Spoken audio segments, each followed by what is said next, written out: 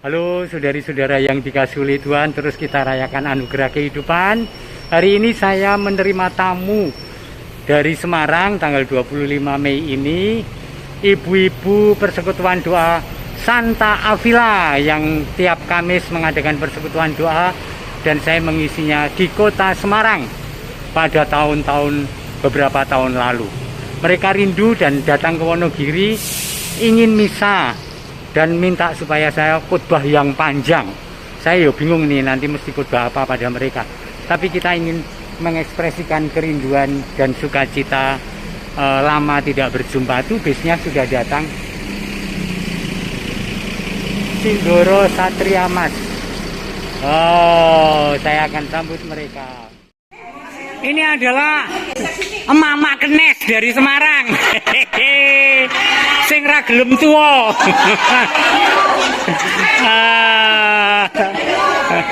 Ayo. Ibu-ibu dan saudari-saudari yang dikasihi Tuhan,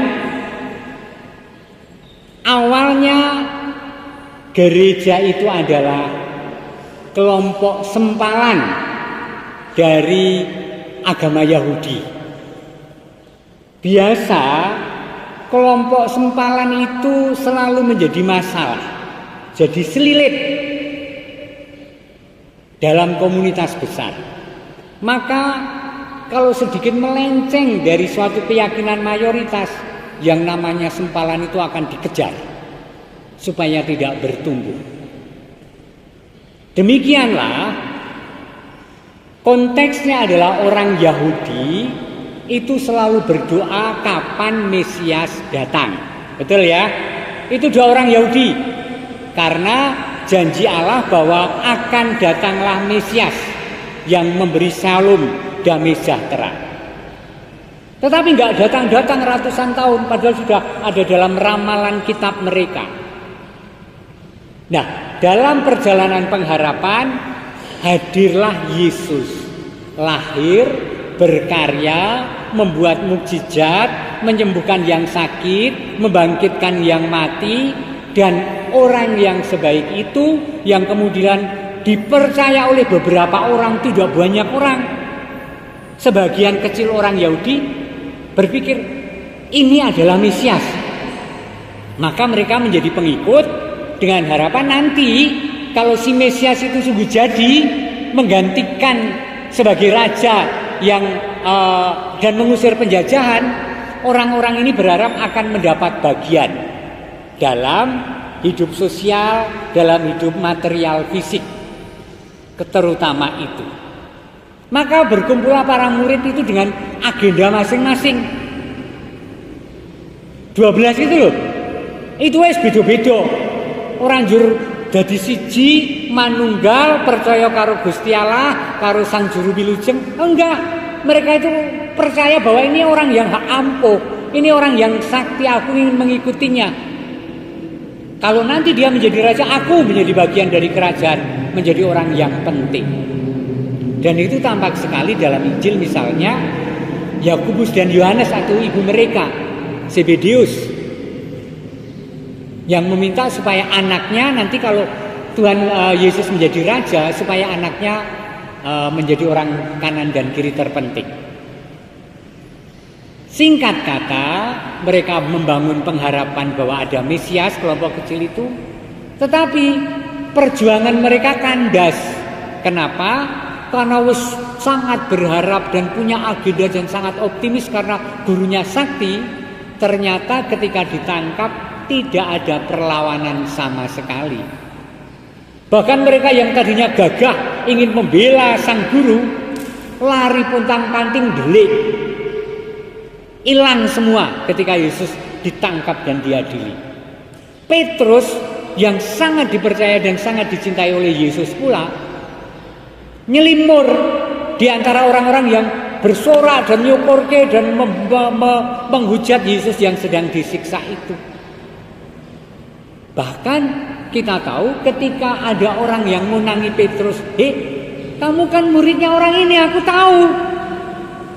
Petrus, aku tidak kenal dengan orang itu. Dan ketika nyatanya ternyata tidak ada mukjizat tentang salib dan tentang sengsara dan tentang kemenangan, apalagi hanya mati secara nista di kayu salib, para murid ngelokro, para murid kecewa, para murid ingin pulang saja. Seorang murid mengatakan, aku mau jadi nelayan lagi. Yang lain mengatakan, aku ikut kamu saja deh. Yang lain lagi pergi ke Emmaus dengan nada kecewa. Ketika Yesus mendatangi perjalanan mereka, mereka mengatakan, kamu satu-satunya orang asing di Yerusalem ya, yang nggak tahu peristiwa hari-hari ini.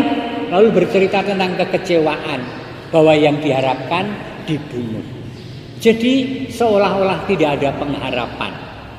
Maka sesungguhnya semestinya tidak ada gereja, tidak ada pengikut Tuhan Yesus kalau lihat suasana yang seperti itu. Nah, lah kok ada berita-berita Yesus bangkit? Ning orang-orang sing weruh Gusti Yesus wungu itu tidak ada yang lihat. Tahu-tahu kuburan kosong dan ada penampakan-penampakan. Dari situ mereka membangun kepercayaan dan itu sangat tidak mudah. Ketika mereka frustrasi Yesus sudah kalah dan mereka malu untuk diolok-olok oleh tetangga-tetangga Yahudi, mereka runtang-runtung mlebu kamar, mlebu ruang senakel, ya kan?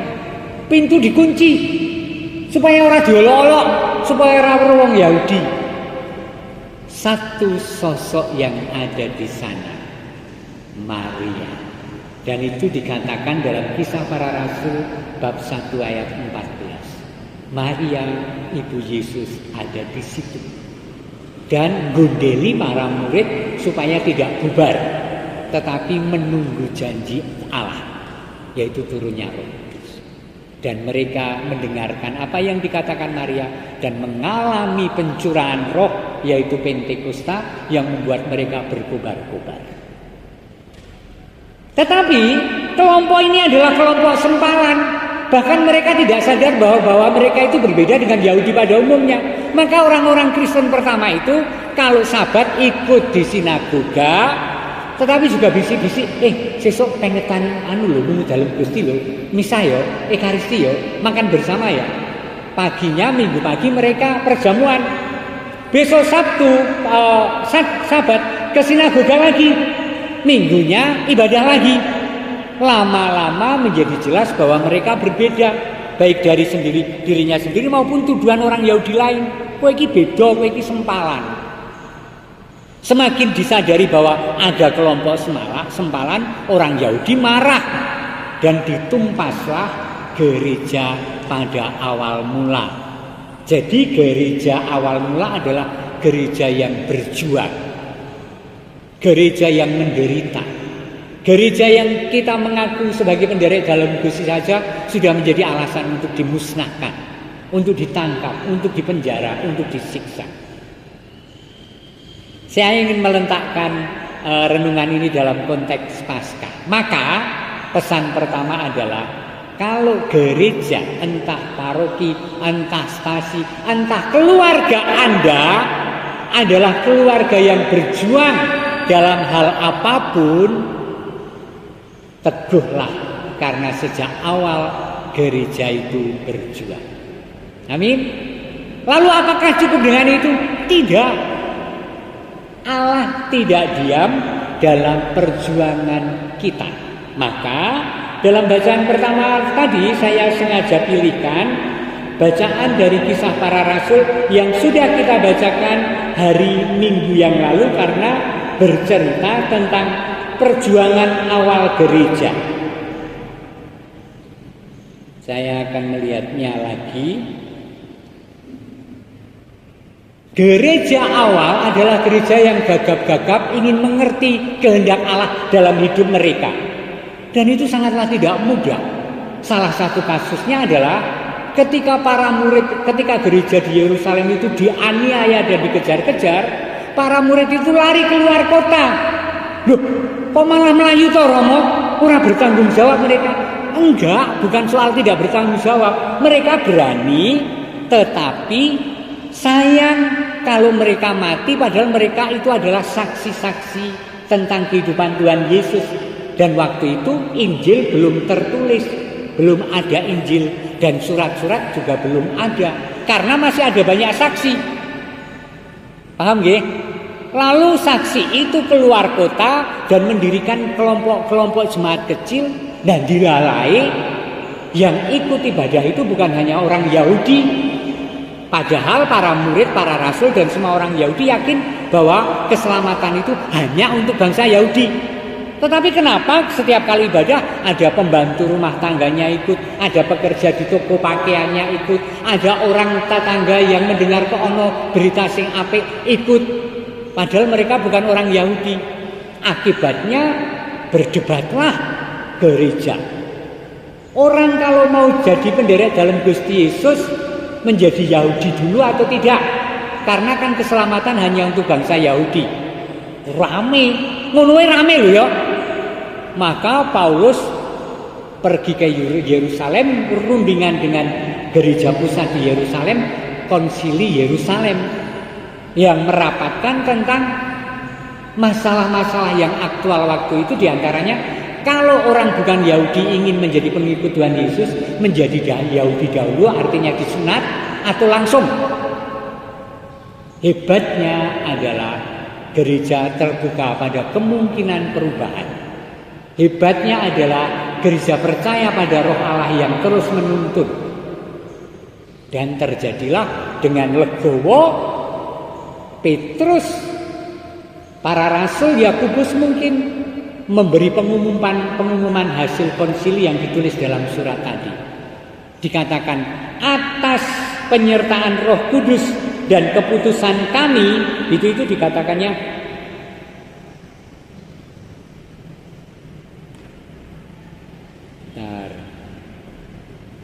sebab adalah keputusan Roh Kudus dan keputusan kami, supaya kepada kamu jangan ditanggungkan lebih banyak daripada yang perlu, maka kemudian bolehlah menjadi penderet dalam Gusti tanpa harus menjadi Yahudi dahulu. Ini keputusan besar loh. Dulu marake mumet loh. Maka kita berdoa supaya hari-hari ini pun, ini kan masa transisi kultur yang sangat besar. Dari pandemi menjadi tidak. Yang orang terbiasa juga dengan streaming, dengan pelayanan online, dengan gadget. Maka tadi Ibu bertanya, lu Romo boleh pakai gadget baca kitab suci? Kenapa tidak boleh? Nanti ini akan tidak ada. Yang ada adalah ini. Yakinlah. Dan kalau kita mendahului dengan tujuan baik, kenapa tidak? Di sini kalau saya ada doa syukur agung, ada privasi bahasa Jawa, bahasa Indonesia. Sehingga kalau saya prestasi ya tinggal kita ini. Kami memuji ya Allah semesta alam dan seterusnya. Yuk, poin kedua, terbuka pada pimpinan Roh Kudus. Poin yang ketiga terakhir adalah Maria. Maria berperan seperti apa? Sejak awal sentrum kesatuan para rasul, dan itu tertera dalam kitab suci, Kisah Para Rasul bab 1 ayat 14. Di sana diceritakan di situ ada Maria yang mengajak mereka tidak pergi, tetapi untuk menantikan Roh Kudus. Maka tentang apapun, dalam perkara sesulit apapun, entah pribadi, entah rumah tangga kita, entah gereja, entah persekutuan Avila, yang seringkali pasti eyel-eyelan, otot-ototan gitu kan. Tetapi dengan menghadirkan Roh Allah dan terbuka pada sesuatu yang baru, semuanya akan berakhir pada kegembiraan dan kelegaan. Asal terbuka loh ya. Bukan wah hidupku ra ditampa ya wis aku ra melu. Wong aku ki karepku ngene kok malah liyane do sujud kae. Wis aku tak mundur wae. Enggak. Mungkin pertamanya aku tidak setuju, tapi aku terbuka pada Allah. Dan ketika aku terbuka, Allah memberikan kegembiraan. Satu contoh, aku tidak pernah membayangkan tugas di Wonogiri. Dalam benak pikiranku, maaf, tidak terpetakan bahwa suatu saat mungkin aku ditugaskan di Wonogiri yang sangat jauh dari keramaian. Sementara sebelumnya aku dari kota ke kota. Dan aku merasa bahwa aku memang cocok di daerah urban ya, di daerah perkotaan. Tetapi ketika Bapak Uskup mengutus aku untuk ke Wonogiri, pertama aku, wah Wonogiri ngendi yo? Aku pernah ke sana tetapi tidak bisa membayangkan. Tetapi begitu di sini aku membuka hati kepada Tuhan, aku merasa bahagia. Dan Anda melihat Romo tampak muda loh, gitu kan? Romo tampak seger loh. Ya memang. Karena itu, karena pengalaman Paskah membuka hati bersama Maria. Di sini saya sangat menyenangkan, nanti kita cerita-cerita di jalan deh. Apa saja yang sangat menggembirakan dan menumbuhkan iman.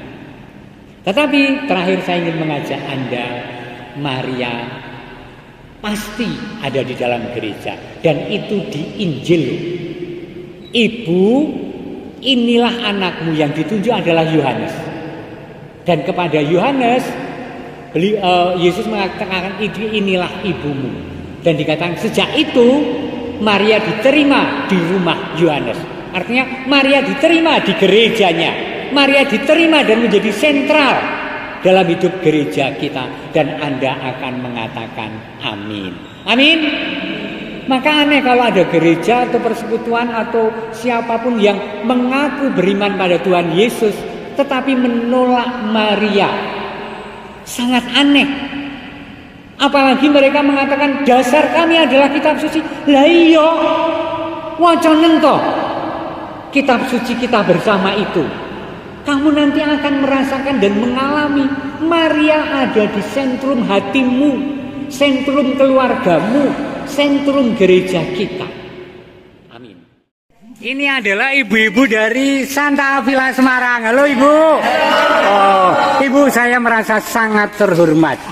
Ibu datang ke sini ya kan untuk menjenguk, untuk ekaristi, dan hanya itu. Ya luar biasa. Terima kasih untuk itu. Puji Tuhan. Iya dong Bu Bule Melana toh. Ayo selalu. Mung jenenge iki angel. Ring-eling-elingi. Tuh suguhannya di Wonogiri serba singkong.